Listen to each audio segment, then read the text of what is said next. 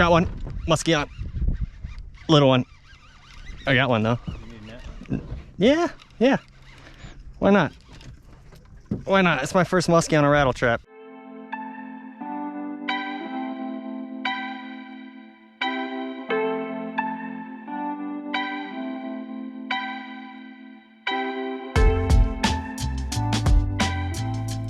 Okay, so in part 3 we have a finished 3D printed part that we're going to now assemble. And I'm just kind of looking over the print here and noticing some pieces still need to be sanded out, but we need to glue some other components on first, and when we do that we'll end up sanding, so we'll just do that here in a bit. And for gluing, what I'm going to use is this JB Weld plastic bonder in tan. It has a quick set time, but it works great. And to mix it, I have a container here with a popsicle stick. You will need some needle nose pliers for the screw eyes. 6 gram weight that's going to fit in this compartment. And to cover the compartment, I'm going to use a C1 circuit billet. Kind of fits nicely here. And I also have a syringe here filled with approximately 23 BBs.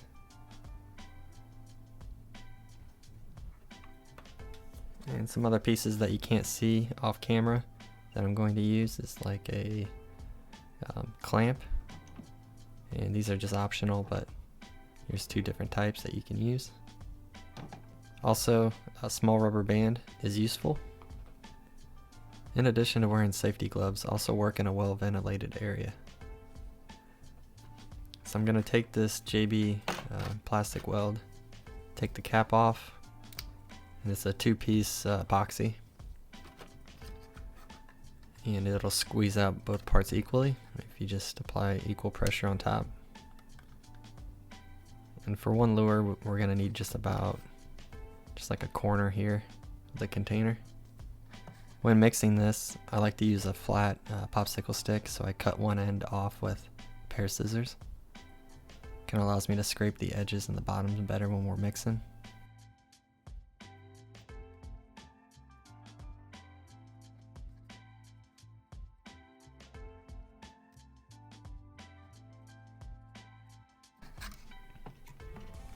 Okay, we're gonna let that sit for a little bit because I want it to get a little bit thicker.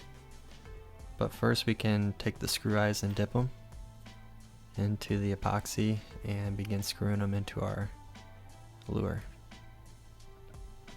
And I'm just gonna get them hand started here. And once I feel a little bit more resistance, I'm gonna get the needle nose pliers and kind of pinch it and just rotate the lure.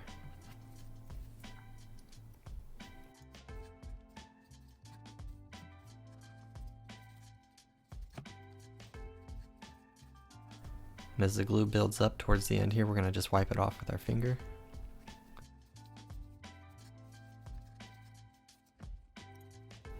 And then line it up. I pinch it with the pliers and I kind of just eyeball it till it looks like it's lined up with the pliers. And I think that looks pretty good. So I'm going to do this with the remaining 2 screw eyes. Just dip it in the glue, hand tighten it, and then finish it off with the needle nose.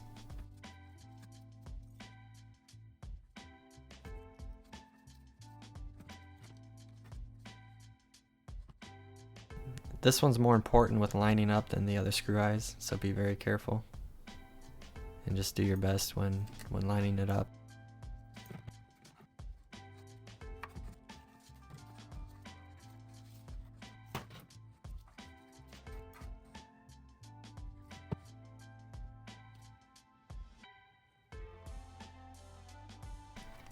And next I'm going to scoop a bunch of glue into the lead compartment. And you want to fill it about halfway with no air gaps in there. And we're going to push the lead weight inside the compartment, and you can use your finger or stick to push it in and make sure it's all the way in. And then we're gonna just evenly distribute some more glue. Make sure you coat all the areas and also ensure it's level. You don't want too much glue sticking out, and also if you don't have enough glue, you're gonna have an air pocket between the C1 lip and the lure. And let's take that circuit bill lip, and it doesn't matter what side, and let's place it on top of that epoxy.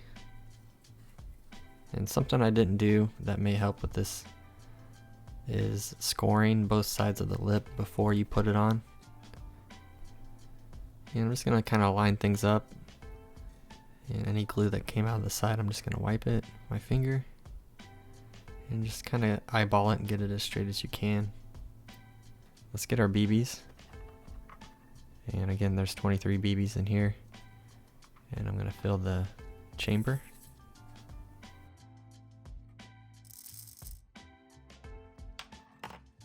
And let me redo the BBs real quick.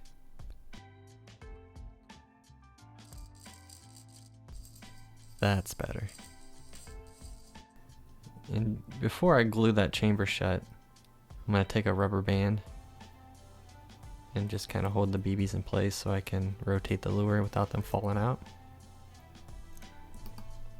And I kind of want to take a look at my lip and realign things if I need to. And I'm noticing I got some glue on the lip. I'm just going to kind of wipe that away here the best I can.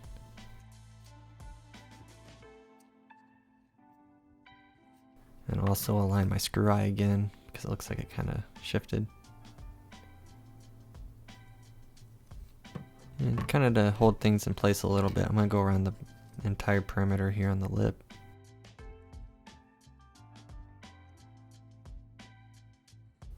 And I'm going to just scrape a thin layer of glue. And then we're going to just wipe it clean. And we'll go over this with a sand block later. And now that we have that kind of sealed up, I'm going to hold it in place with this clamp. It's just like a small wood clamp. And I'm just going to clamp it here in the front, and that's going to hold that lip there. I'm going to remove this rubber band, just slide it down a little bit, and grab some glue.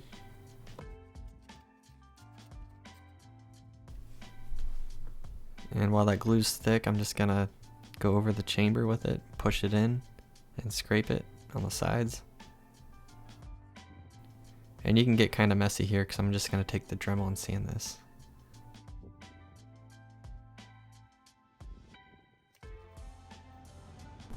Okay, I've waited about 2 hours and the glue's set, and we can begin sanding the areas that we need to.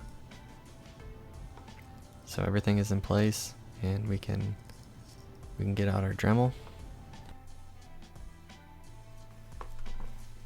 And you can just start shaving off glue until you get a nice smooth surface against the belly.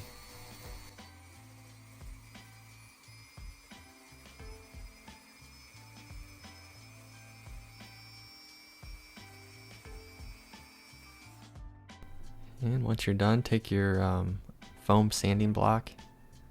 I think this one's around 220 grit, maybe 200, and just go over the front, the belly, and kind of all the sides. What you really want to do is score up the lure for primer to hold.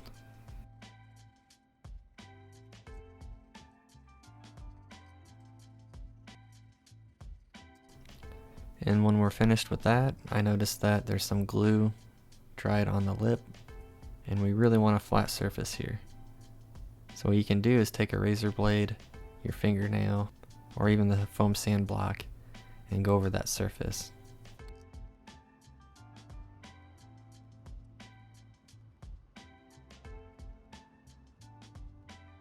I think we got most of the glue here.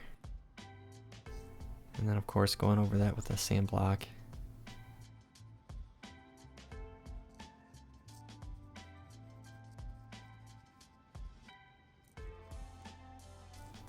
And okay, I think at this point we're almost ready to paint. So we'll start getting that material ready, and we'll be back.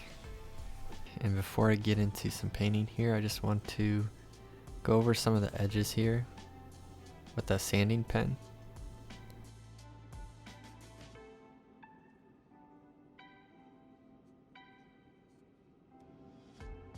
Also, clean the surface of the lure with some alcohol.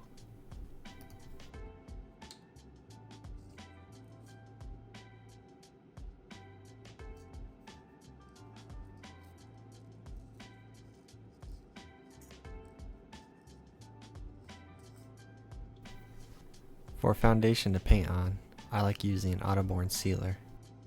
And for an airbrush, I use Iwata Eclipse HPCS. These items are linked on my website in the lure builds page for the Lipless crankbait. And after adding some primer into the airbrush, I use 10% reducer and mix it together well. Let's pick up the lure with some hemostats and begin applying the first primer coat.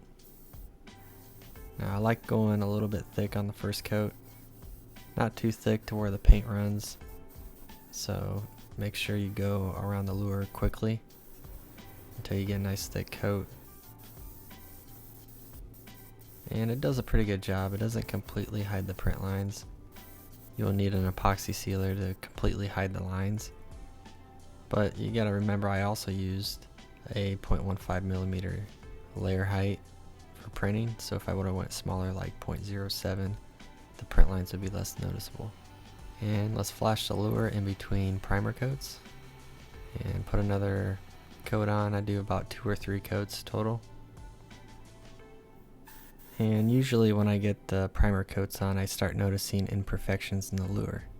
This is a good time to go back and sand and refine any imperfections that might bug you. Otherwise, if you don't mind, just keep pushing through and usually the lure will run just fine.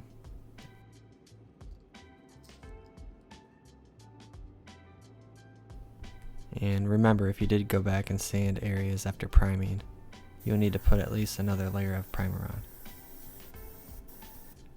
And without getting into too much detail, I like using either semi-opaque deep black or opaque bright white Kratex airbrush colors. And it usually depends on if I'm going to do a dark color scheme or a bright color scheme with my lure. So for this pattern, I'm going to do the opaque bright white. Again, add reducer, and depending on how thick my paint's going on, I do 2 or 3 coats.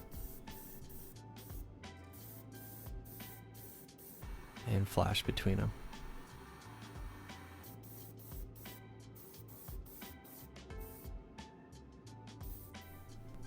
And before I show you the first color I'm going to lay down on top of this white, I just want to say I have this orange lure on the thumbnail of this video, but that's not the color I'm doing today in this tutorial. I already have this orange lure and I'm going to show it in the next video for the swim test. So let's do something a little different. I'm going to do a baby bass pattern.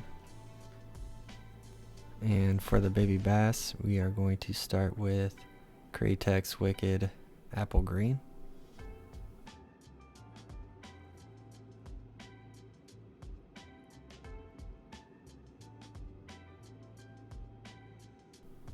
And we're going to put some reducer in there and mix it. Now, if your paint looks like this, chances are it's not any good. You might need to replace it here soon. I'm going to see if I can get by with it though. The test spray looks pretty good. And I'm not going to do too many layers of this, maybe just 1 or 2.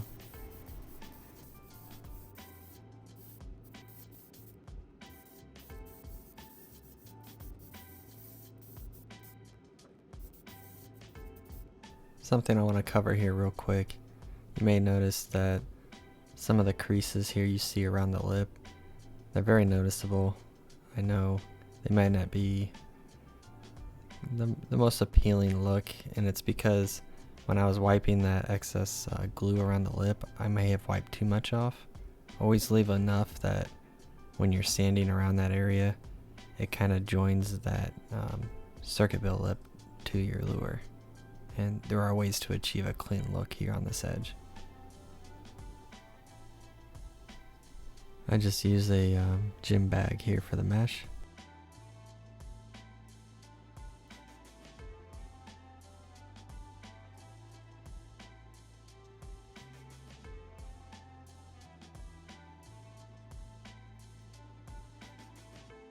I'm going to paint scales on with bright white.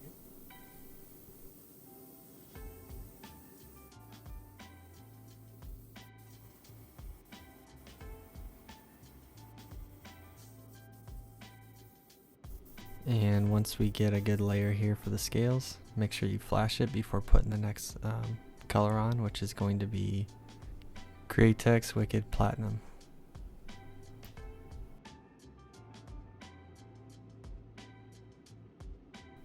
We're going to reduce that, and I usually have to do a little bit more reducer with this one than I do with other colors. So make sure you mix that well and do both sides. Just basically over where you did the white.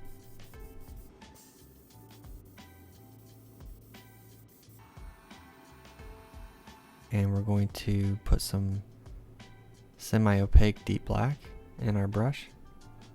And we only need a little bit for this because we're going to spray just like 6 dots on the sides. So make sure we reduce that and put our air pressure down. Squirt a little test on our hand, looks good.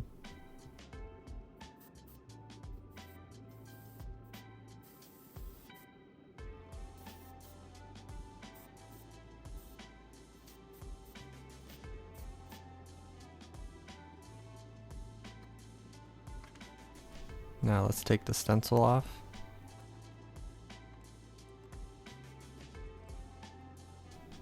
And take a look how everything looks, and I think it looks pretty good.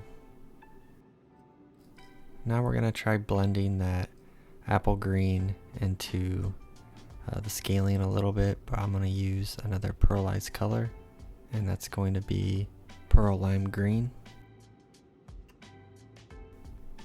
And again with this one I usually have to reduce it more than I do other colors, so mix it well.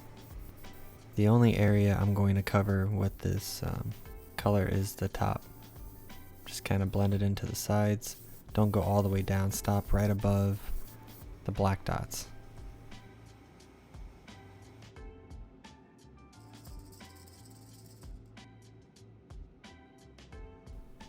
To add some detail, I'm going to use moss green. I'm just going to spray this around the eyes and gills.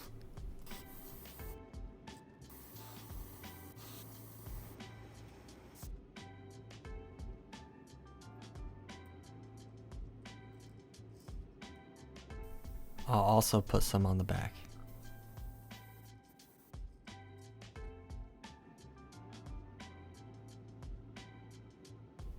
And for the last bit of detail, I'm going to use red.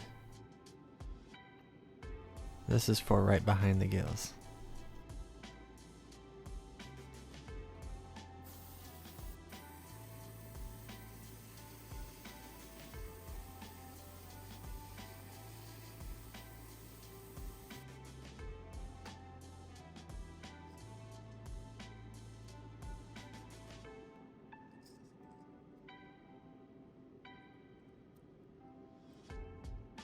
And one more spot here on the back end for the red.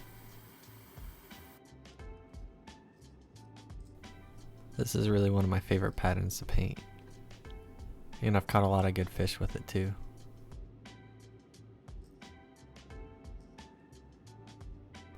And for gluing the eyes on, I'm going to use Liquid Fusion because it dries really clear, it doesn't chalk. So I'm just going to use enough to fill this socket here.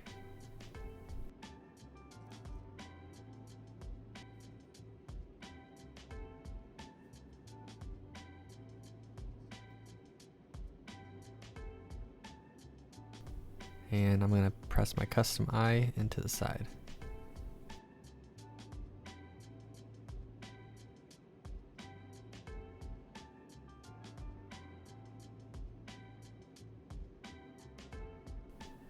And do this for the other side.